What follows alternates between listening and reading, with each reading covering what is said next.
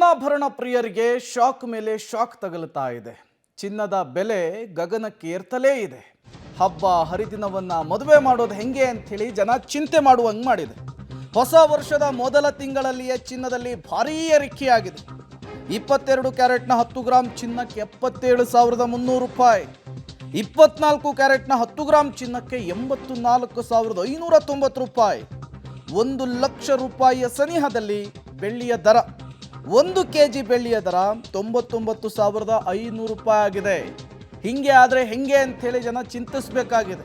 ಅದರಲ್ಲೂ ಕೂಡ ಮಧ್ಯಮ ವರ್ಗದವರು ಹಬ್ಬ ಮದುವೆ ಮಾಡುವುದಕ್ಕೆ 100 ಬಾರಿ ಯೋಚಿಸಬೇಕಾದಂತಹ ಪರಿಸ್ಥಿತಿ. ಬಂಗಾರ ಅಂದರೆ ಕೇವಲ ಆಭರಣ ಅಲ್ಲ, ಹೂಡಿಕೆ ಉಳಿತಾಯ ಕೂಡ ಹೌದು.